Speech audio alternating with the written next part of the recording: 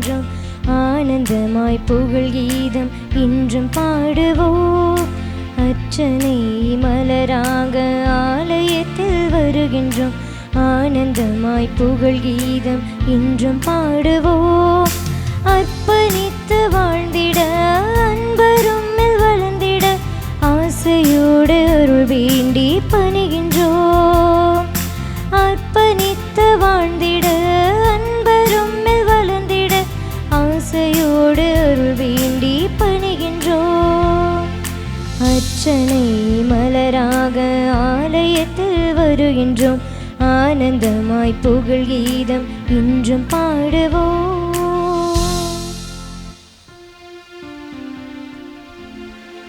தந்தை மகன் தூயாவியாரின் பெயராலே ஆமென். நம் ஆண்டவராகிய இயேசு கிறிஸ்துவின் அருளும் கடவுளின் அன்பும் தூயாவியாரின் நட்புறவும் உங்கள் அனைவரோடும் இருப்பதாக. உம்மான்மாவோடும் இருப்பதாக. இறை உறவுகளுக்கு வணக்கங்களும் வாழ்த்துகளும். ஆண்டவர் நாம் ஒவ்வொருவரையும் அன்பு செய்கின்றார். நாம் எந்த நிலையில் இருக்கின்றோமோ அந்த நிலைக்கு ஏற்ப ஆண்டவர் தம்மையே தாழ்த்தி கொண்டு நாம் ஒவ்வொருவரையும் நேசிக்கின்ற அன்பு கூறுகின்ற ஆண்டவராக நம் ஆண்டவர் இருக்கின்றார். நாம் ஆண்டவரை மறந்தாலும் நம்மை ஒருபோதும் மறவாத இறைவனாக நம்முடைய ஆண்டவர் இயேசு கிறிஸ்து திகழ்ந்து கொண்டிருக்கின்றார். எனவே இந்த தெய்வீக திருப்பலியை நாம் இறைவனுக்காக புகழ்ச்சி பலியாக நாம் அனைவரும் ஒப்புக்கொடுத்து ஜெபிப்போம். ஒவ்வொரு நாளும் நாம் செய்கின்ற அனைத்து பணிகளிலும் நம்மோடு இருந்து ஆண்டவர் நம்மை நிறைவாக ஆசீர்வதிக்கின்றார். நம்முடைய ஒவ்வொரு பயணத்தையும் ஆண்டவர் நிறைவான பாதுகாப்பான பயணமாக மாற்றி கொண்டிருக்கின்றார். எனவே ஆண்டவருக்கு புகழ்ச்சி பலியாக இப்பலியை நாம் அனைவரும் இணைந்து ஒப்புக்கொடுப்போம். சகோதரிகளே, சகோதரர்களே, தூய மறைநிகழ்வை கொண்டாட தகுதி பெறும் பொருட்டு நம்முடைய குற்றங்களையும் பாவங்களையும் இப்போது நாம் அனைவரும் ஏற்றுக்கொள்வோம். எல்லாம் அல்ல இறைவனிடமும் சகோதர சகோதரிகளே, உங்களிடமும் நான் பாவியேனை ஏற்றுக்கொள்கின்றேன். ஏனெனில் என் சிந்தனையாலும் சொல்லாலும் செயலாலும் கடமையில் தவறியதாலும் பாவங்கள் பல செய்தேன். என் பாவமே, என் பாவமே, என் பெரும் பாவமே.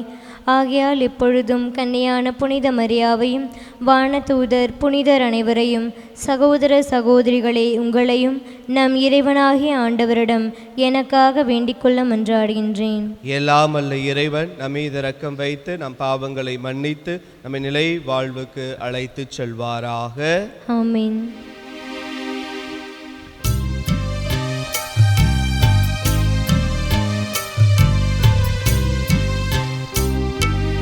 ஆண்டவரே இரக்கமாயிரும். ஆண்டவரே இரக்கமாயிரும். கிறிஸ்துவே இரக்கமாயிரும். கிறிஸ்துவே இரக்கமாயிரும். ஆண்டவரே இரக்கமாயிரும்.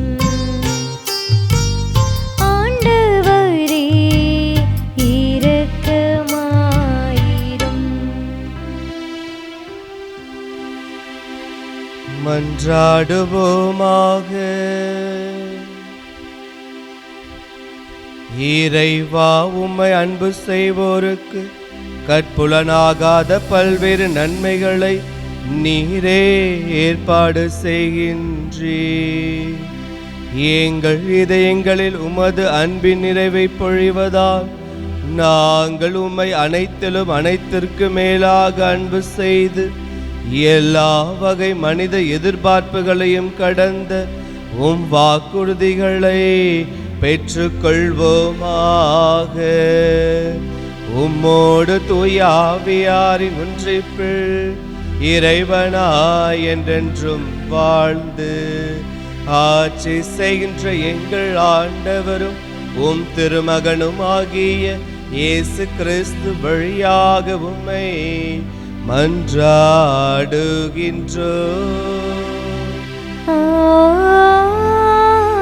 ஆமென். முதல் வாசகம். உன்னை காக்கும் பொறுப்பினை உடைய ஒருவனை அவர் தாம் அருளியுள்ளாரே. ரூத்து நூலிலிருந்து வாசகம். அதிகாரம் 2, இறை வார்த்தைகள் 1 முதல் 3 மற்றும் 8 முதல் 11 மற்றும் அதிகாரம் 4 இறை வார்த்தைகள் 13 முதல் 17 முடிய. நகோமிக்கு போவாசு என்ற உறவினர் ஒருவர் இருந்தார். அவர் செல்வமும் செல்வாக்கும் உடையவர், எலிமலேக்கின் வழியில் உருவானவர். ரூத்து நகோமியிடம், நான் வயலுக்கு போய் யார் என்னை கருணை கண் கொண்டு நோக்குவாரோ அவர் பின்னே சென்று கதிர்களை பொறுக்கி கொண்டு வருகிறேன், எனக்கு அனுமதி தாரும் என்றார். அவரும், போய் வா மகளே என்றார். ரூத்து ஒரு வயலுக்கு போய் அறுவடையாள்கள் பின்னால் சென்று அவர்கள் சிந்திய கதிர்களை பொறுக்கி சேர்த்தார். தற்செயலாக அவர் போயிருந்த அந்த வயல் எலிமலேக்கிற்கு உறவினரான போவாசுக்கு உரியதாய் இருந்தது. பிறகு போவாசு ரூத்தை நோக்கி, பெண்ணே, நான் சொல்வதை கேள். இந்த வயலை தவிர வேறு எந்த வயலுக்கும் போய் நீ கதிர் பொறுக்க வேண்டாம். என் வயலில் வேலை செய்யும் பெண்களுடன் இங்கேயே இரு. அறுவடையாளர்கள் வேலை செய்யும் இடத்தை நன்றாக கவனித்து அங்கே போய் அவர்கள் பின்னால் கதிர் பொறுக்கும் பெண்களோடு நீயும் இரு. எந்த வேலைக்காரனும் உனக்கு தொந்தரவு கொடுக்க கூடாதென நான் கட்டளையிட்டிருக்கிறேன். உனக்கு தாகம் எடுத்தால் அவர்கள் நிரப்பி வைத்துள்ள பாண்டங்களிலிருந்து தண்ணீர் அருந்திக்கொள் என்றார். ரூத்து போவாசின் பாதங்களில் வீழ்ந்து வணங்கி, என்னை ஏன் இவ்வாறு கருணை கண்கொண்டு நோக்குகிறீர்? அயல்நாட்டு பெண்ணாகிய என்னை ஏன் இவ்வளவு பரிவுடன் நடத்துகிறீர் என்று கேட்டார். போவாசு, உன் கணவன் இறந்ததிலிருந்து உன் மாமியாருக்காக நீ செய்துள்ள அனைத்தையும் கேள்விப்பட்டேன். உன் தந்தையையும் தாயையும் சொந்த நாட்டையும் துறந்துவிட்டு முன்பின் தெரியாத ஓர் இனத்தாருடன் வாழ நீ வந்திருப்பது எனக்கு தெரியும் என்றார். இவ்வாறு போவாசு தாம் சொன்னபடியே ரூத்தை தம் வீட்டுக்கு அழைத்துச் சென்று அவரை மணந்து கொண்டார். அவர்கள் கூடி வாழ்ந்தபோது அவர் கருத்தரிக்க ஆண்டவர் அருள் கூர்ந்தார். ரூத்து ஓர் ஆண்மகனை பெற்றெடுத்தார். ஊர் பெண்கள் நகோமியை பார்த்து, ஆண்டவர் திருப்பெயர் போற்றி போற்றி, உன்னை காக்கும் பொறுப்பினை உடையான் ஒருவனை அவர் தாம் அருளியுள்ளாரே. இஸ்ரேலில் அவனது பெயரும் புகழுடன் ஓங்கி திகழ்வதாக. புது வாழ்வு உனக்கு அன்னவன் தருவான், முதுமையில் உனக்கு அன்னமும் அளிப்பான். உன் பால் கொண்ட அன்பால் உனக்கு மைந்தர் எழுவரின் மேலாய் விளங்கும். மருமகன் அவனை ஈன்றவள் அன்றோ என்று வாழ்த்தினார்கள். நகோமி குழந்தையை கையில் எடுத்து மார்போடு அணைத்து கொண்டார். அவரே அதை பேணி வளர்க்கும் தாயானார். சுற்றுப்புற பெண்கள் நகோமிக்கு ஒரு மகன் பிறந்துள்ளான் என்று சொல்லி அவனுக்கு ஒபேது என்று பெயரிட்டார்கள். அவனே தாவீதின் தந்தையான ஈசாயின் தந்தை. ஆண்டவரின் அருள்வாக்கு. இறைவனுக்கு நன்றி. பதிலுரை திருப்பாடல் 128. நாம் பாட வேண்டிய பதிலுரை. ஆண்டவருக்கு அஞ்சி நடப்பவர் ஆசி பெற்றவராய் இருப்பார். ஆண்டவருக்கு அஞ்சி நடப்பவர் ஆசி பெற்றவராய் இருப்பார். ஆண்டவருக்கு அஞ்சி நடப்பவர் ஆசி பெற்றவராய் இருப்பார். ஆண்டவருக்கு அஞ்சி அவர் வழிகளில் நடப்போர் பேறு பெற்றோர். உமது உழைப்பின் பயனை நீ உண்பீர். நீர் நற்பேரும் நலமும் பெறுவீர். நற்பேரும் நலமும் பெறுவீர்.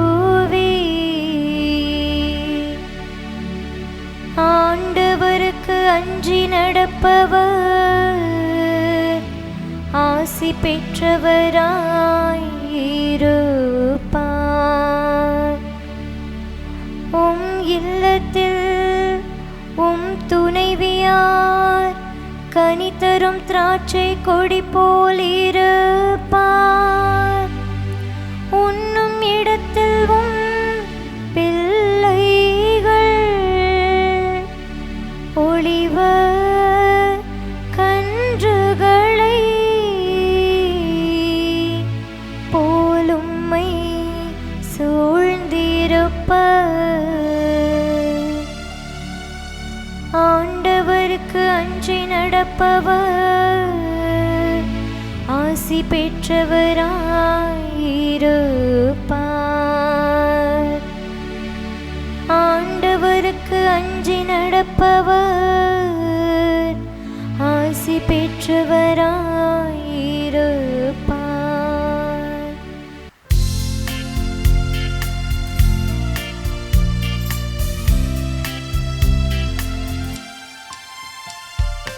அல்லேலூயா அல்லேலூயா அல்லேலூயா அல்லேலூயா அல்லேலூயா அல்லேலூயா அல்லேலூயா அல்லேலூயா.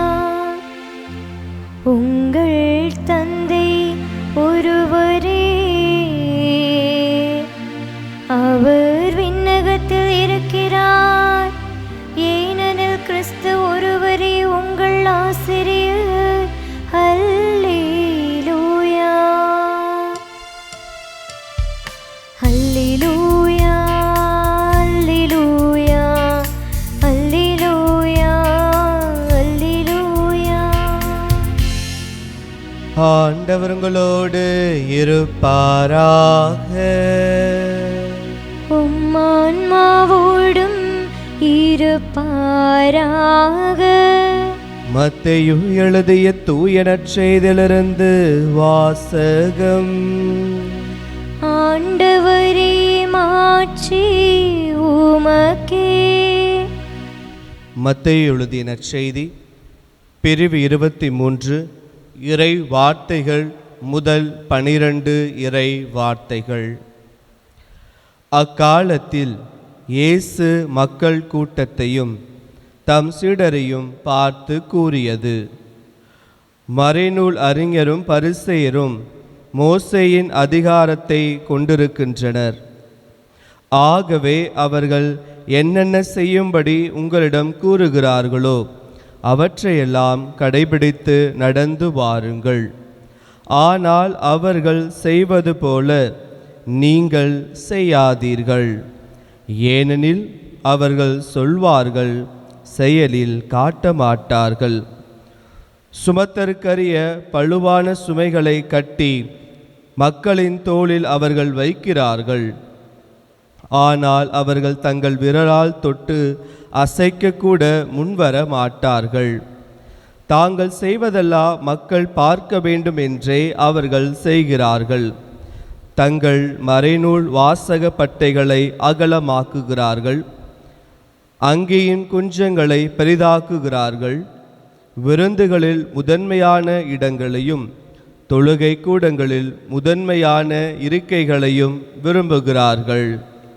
சந்தை வெளிகளில் மக்கள் தங்களுக்கு வணக்கம் செலுத்துவதையும் ரபி என அழைப்பதையும் விரும்புகிறார்கள். ஆனால் நீங்கள் ரபி என அழைக்கப்பட வேண்டாம். ஏனெனில் உங்களுக்கு போதகர் ஒருவரே. நீங்கள் யாவரும் சகோதர சகோதரிகள். இம்மண்ணுலகில் உள்ள எவரையும் தந்தை என நீங்கள் அழைக்க வேண்டாம். ஏனெனில் உங்கள் தந்தை ஒருவரே, அவர் விண்ணகத்தில் இருக்கிறார். நீங்கள் ஆசிரியர் எனவும் அழைக்கப்பட வேண்டாம். ஏனெனில் கிறிஸ்து ஒருவரே உங்கள் ஆசிரியர். உங்களுள் பெரியவர் உங்களுக்கு தொண்டராக இருக்க வேண்டும். தம்மை தாமே உயர்த்துகிறவர் எவரும் தாழ்த்த பெறுவர். தம்மை தாமே தாழ்த்துகிறவர் எவரும் உயர்த்த பெறுவர்.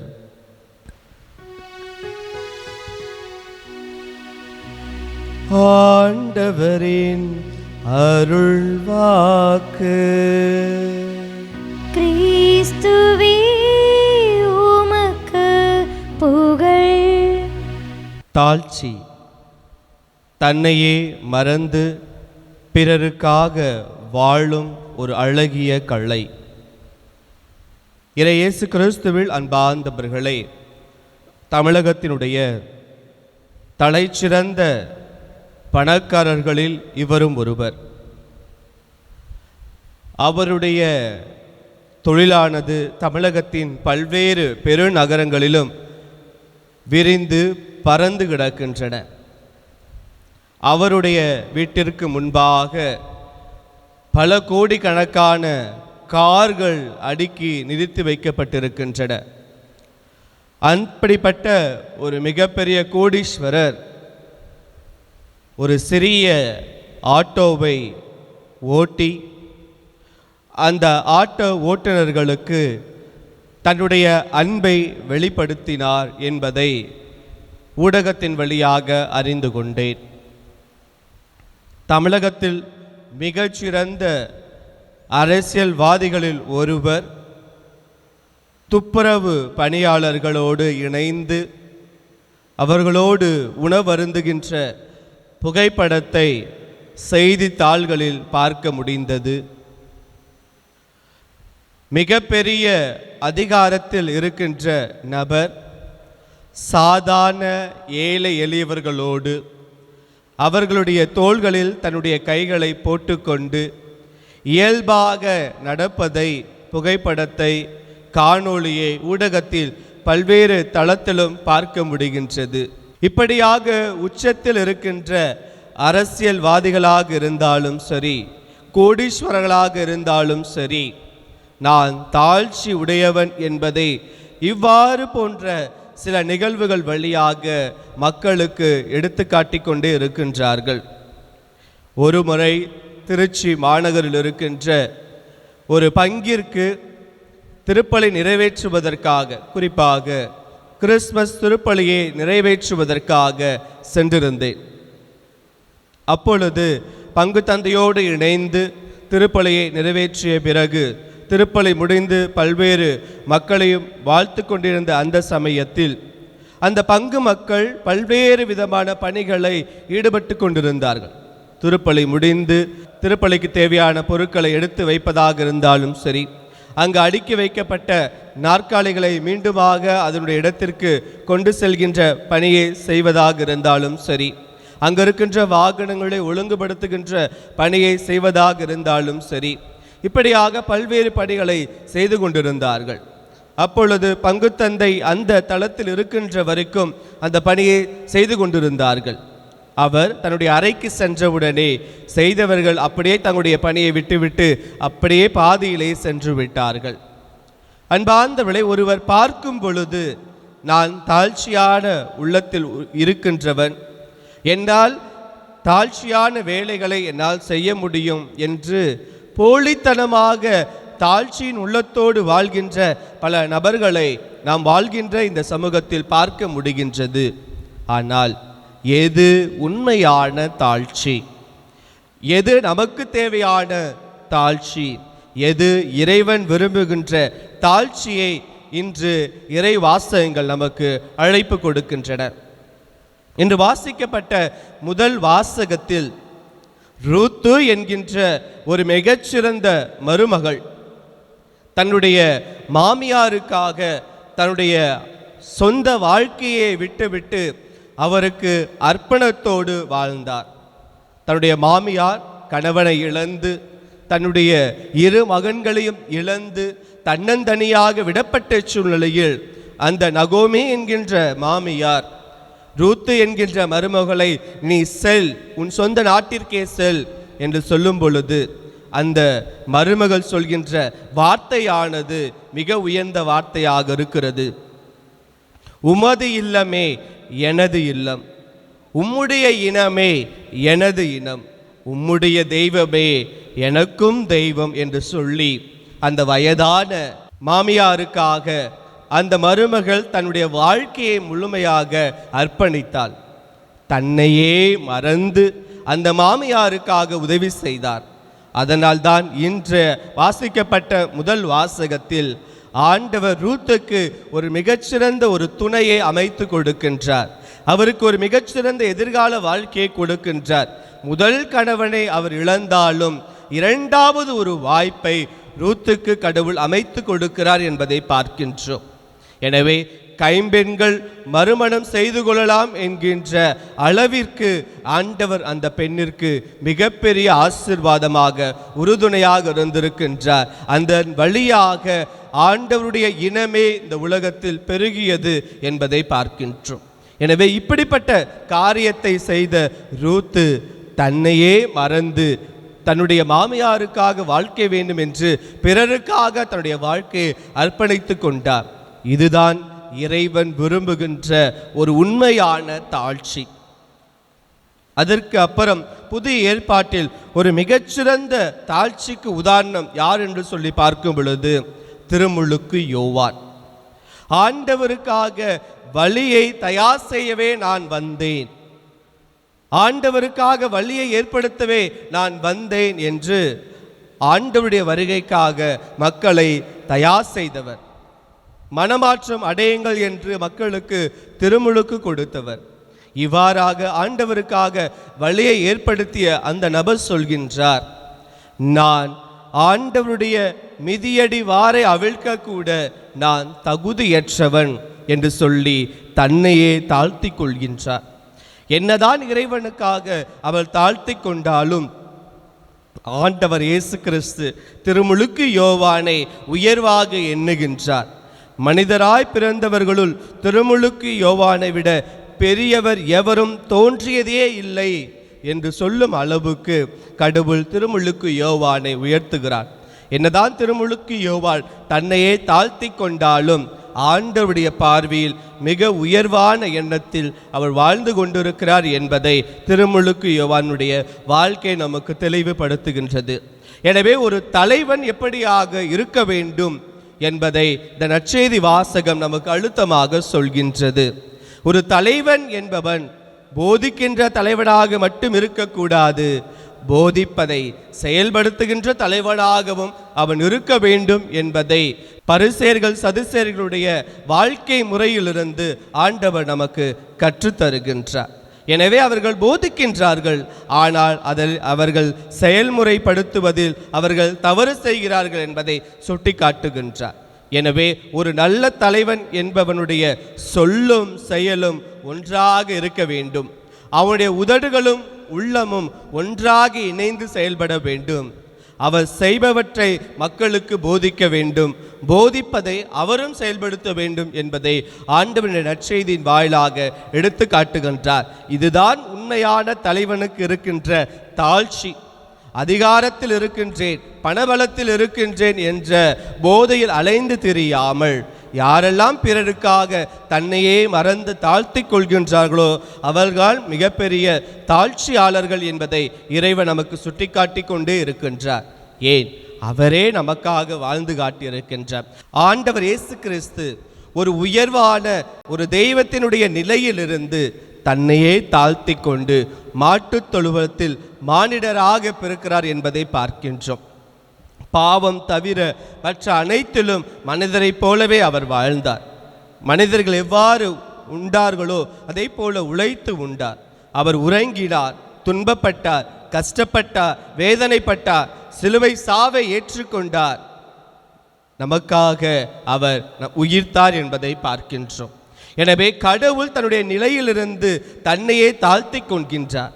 தெய்வம் என்கின்ற நிலையை மறந்து மனிதர்களுக்காக அவர் முன்மாதிரியான வாழ்க்கையை நமக்காக வாழ்ந்து காட்டுகின்றார். எனவே தாழ்ச்சி என்பது நம்மையே மறந்து பிறருக்கு பணிவிடை செய்வது என்பதுதான் உண்மையான தாழ்ச்சி என்பதை ஆண்டவர் இயேசு கிறிஸ்து வாழ்ந்து காட்டியிருக்கின்றார். எனவே நாம் சிந்தித்து பார்ப்போம். இறைவார்த்தை கொடுக்கின்ற அழைப்பை ஏற்று இந்த உண்மையான தாழ்ச்சியில் நாமும் பங்கு கொள்வோம். நம்மையே தாழ்த்தி கொண்டு பிறருக்கு உதவி செய்யக்கூடிய ஒரு அழகிய வாழ்க்கையை நாம் ஒவ்வொருவரும் வாழ வேண்டும் என்று இந்த தெய்வீக திருப்பலியில் நாம் அனைவரும் இணைந்து ஜெபித்து இறை ஆசீர் பெறுவோம். வாருங்கள்.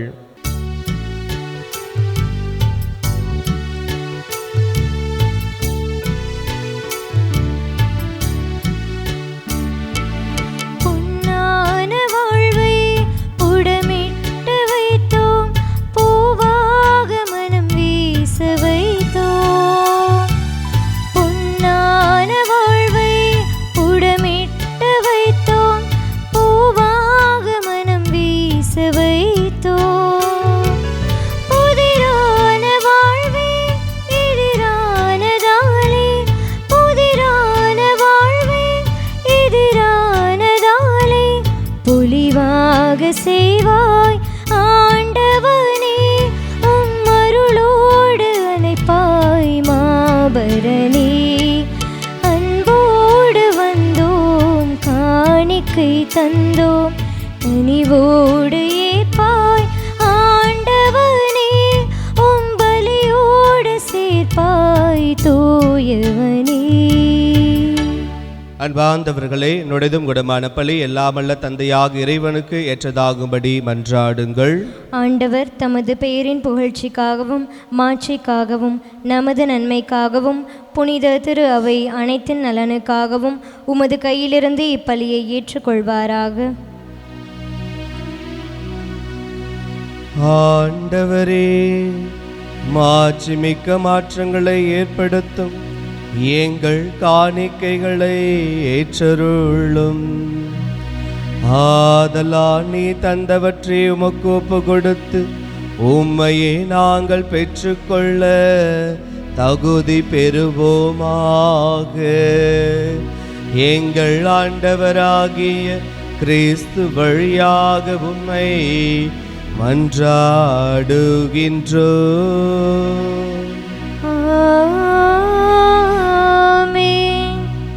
ஆண்டவர் உங்களோடு இருப்பாராக.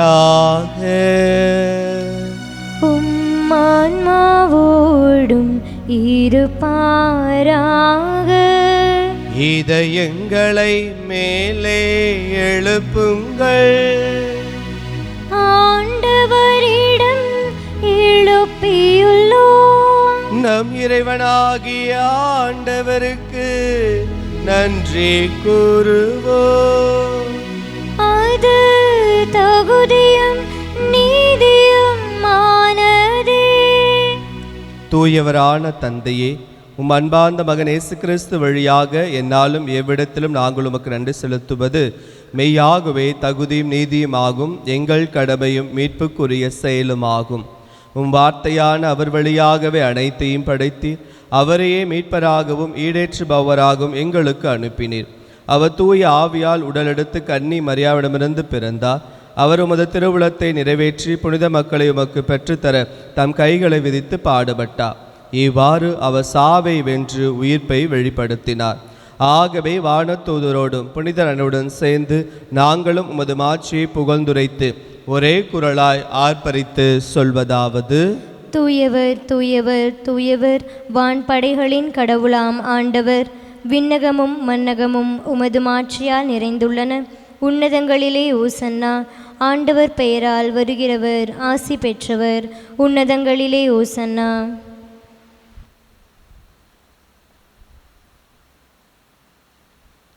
ஆண்டவரே, நீர் மெய்யாகவே தூயவர், தூய்மை அனைத்திற்கும் ஊற்று. ஆகவே உம்முடைய ஆவியை பொழிந்து இக்காணிக்கைகளை தூய்மைப்படுத்த உம்மை வேண்டுகின்றோம். இவ்வாறு எங்கள் ஆண்டவர் இயேசு கிறிஸ்துவின் உடலாகவும் இரத்தமாகவும் எங்களுக்கு இவை மாறுவனவாக. அவர் பாடுபட உளம் கனிந்து தம்மை கையளித்த போது அப்பத்தை எடுத்து உமக்கு நன்றி செலுத்தி அதை பெற்று தாம் சீடர்களுக்கு அளித்து அவர் கூறியதாவது: அனைவரும் இதிலிருந்து பெற்று உண்ணுங்கள், ஏனெனில் இது உங்களுக்காக கையளிக்கப்படும் என் உடல்.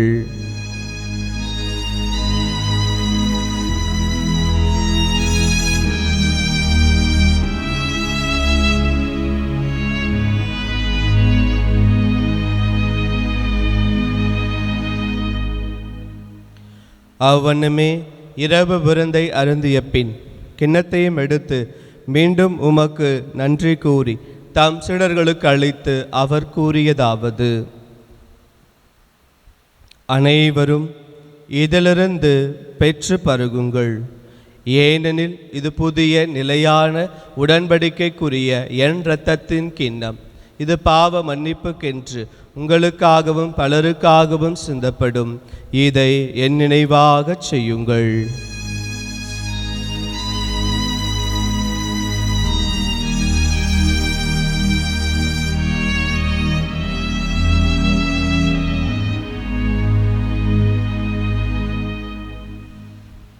நம்பிக்கையின் மறைபொருள். ஆண்டவரே, நீர் வருமளவும் உமது இறப்பினை அறிக்கையிடுகின்றோ, உமது உயிர்ப்பினையும் எடுத்துரைக்கின்றோ.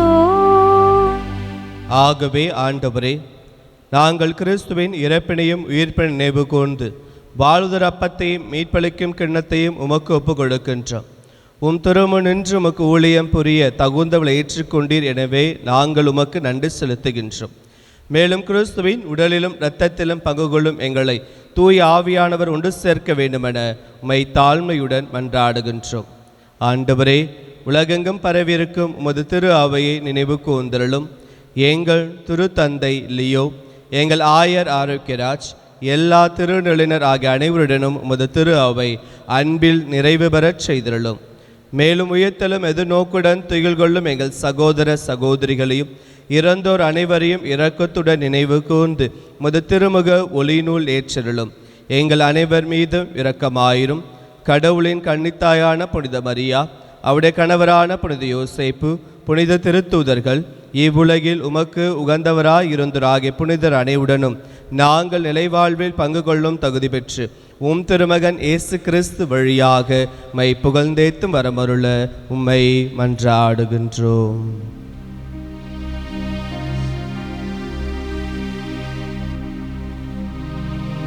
இவர் வழியாக இவரோடு இவரில் எல்லாம் வல்ல இறைவனாகிய தந்தையே,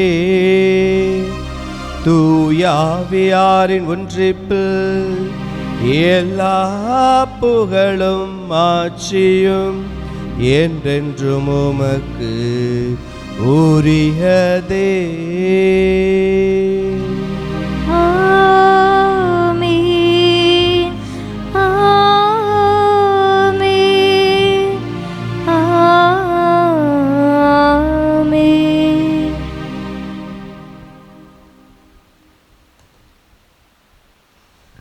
மீட்பரின் கட்டளையால் கற்பிக்கப்பட்டு இறை படிப்பினால் பயிற்சி பெற்ற நாம் துணிந்து பாடுவோம். விண்ணுலகில் இருக்கின்ற எங்கள் தந்தையே, உமது பெயர் தூயது என போற்ற பெருக. உமது ஆட்சி வருக. உமது திருவுளம் விண்ணுலகில் நிறைவேறுவது போல மண்ணுலகிலும் நிறைவேறுக. எங்கள் அன்றாட உணவை இன்று எங்களுக்கு தாரும். எங்களுக்கு எதிராக குற்றம் செய்வோரை நாங்கள் மன்னிப்பது போல எங்கள் குற்றங்களை மன்னியும். எங்களை சோதனைக்கு உட்படுத்தாதேயும், தீமையிலிருந்து எங்களை விடுவித்தருளும். ஆண்டவரே, தீமை அனைத்திலும் இருந்து எங்களை விடுவித்து எங்கள் வாழ்நாளில் அமைதியை கனிவுடன் அருள உம்மை மன்றாடுகின்றோம். உமது இரக்கத்தின் உதவியால் நாங்கள் பாவத்திலிருந்து எப்போதும் விடுதலை பெற்று யாதொரு கலக்கமுமின்றி நலமாயிருப்போமாக. நாங்கள் எதிர்நோக்கி இருக்கும் பேரின்பத்திற்காகவும் என் மீட்பராகிய இயேசு கிறிஸ்துவினுடைய வருகைக்காகவும் காத்திருக்கின்றோம். ஏனெனில் ஆட்சியும் வல்லமையும் மாட்சியும் என்றென்றும் உமதே. ஆண்டவரே இயேசு கிறிஸ்துவே, அமைதியை உங்களுக்கு விட்டுச் செல்கின்றேன், என் அமைதியை உங்களுக்கு அளிக்கிறேன் என்று திருத்துதர்களுக்கு மொழிந்தீரே. எங்கள் பாவங்களை பாராமல் உமது திரு அவை நம்பிக்கையை கண்ணோக்கி உமது திருவுளத்திற்கு ஏற்ப அதற்கு அமைதியையும் ஒற்றுமையும் அளித்தருள்வீராக. என்றென்றும் வாழ்ந்து ஆட்சி செய்கின்றவர் நீரே. ஆமென். ஆண்டவருடைய அமைதி உங்களோடு என்றும் இருப்பதாக. உம் ஆன்மாவோடும் இருப்பதாக. ஒருவருக்கொருவர் அமைதியை பகிர்ந்து கொள்வோம்.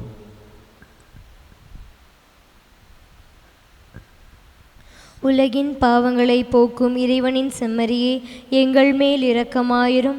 உலகின் பாவங்களை போக்கும் இறைவனின் செம்மறியே, எங்கள் மேல் இரக்கமாயிரும். உலகின் பாவங்களை போக்கும் இறைவனின் செம்மறியே, எங்களுக்கு அமைதியை அளித்தருளும்.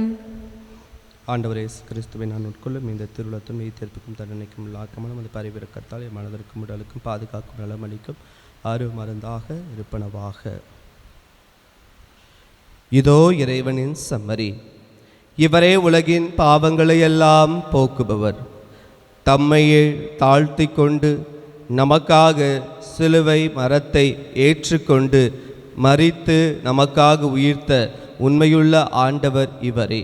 உடைய திருவிருந்துக்கு அழைக்கப்பெற்ற நாம் ஒவ்வொருவருமே பேறு பெற்றோர். ஆண்டவரே, நீர் என் இல்லத்தில் எழுந்தருள நான் தகுதியற்றவள். ஆனால் ஒரு வார்த்தை மட்டும் சொல்லியருளும், எனது ஆன்மா நலமடையும். ஆசை திருவிருந்துக்கான மன்றாட்டு. ஆண்டவரே, நீர் என் இல்லத்தில் எழுந்தருள நான் தகுதியற்றவள். ஆனால் ஒரு வார்த்தை மட்டும் சொல்லியருளும் என்று நூற்றுவர் தலைவன் ஜெபித்தது போல நாங்களும் இப்போது உம் திருப்பாதம் பணிந்து வேண்டுகிறோம். இனிய இயேசுவே, நாங்கள் தகுதியற்றவர்களாய் இருந்தாலும் எங்கள் தகுதியின்மையை பாராமல் நீர் எங்கள் உள்ளங்களில் எழுந்து வாரும்.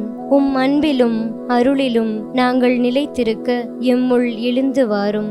நன்மை செய்வதில் ஆர்வமுள்ளவர்களாய் தீமைகள் அனைத்திலிருந்தும் விடுதலை பெற்றவர்களாய் வாழவும் எங்களை வழிநடத்த வாரும். எல்லா நலன்களாலும் வளங்களாலும் எங்களை நிரப்ப வாரும். ஆமேன். நன்றி கூறி மன்றாடுவோமாக. ஆண்டவரே, இவ் அருளடையாளங்களால் கிறிஸ்துவுடன் ஒன்றிணைந்த நாங்கள் உமது கனிவை பணிவுடன் வேண்டுகின்றோம். ஆதலால் நாங்கள் இவ்வுலகின் கிறிஸ்துவின் சாயலுக்கு ஒத்திருந்து விண்ணகத்தில் அவருடன் தோழமை கொள்ள தகுதி பெறுவோமாக. என்றென்றும் வாழ்ந்து ஆட்சி செய்கின்ற அவர் வழியாக உம்மை மன்றாடுகின்றோம்.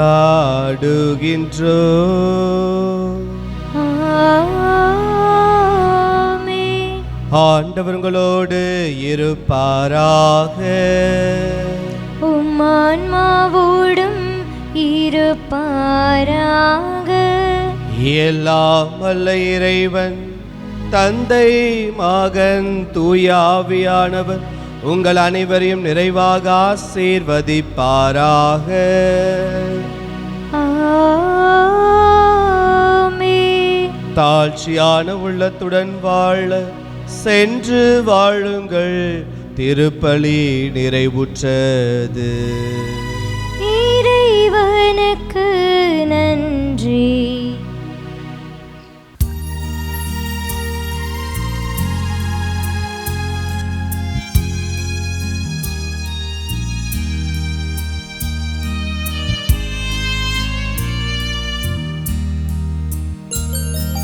துன்பத்தில் வாடும் மக்கள்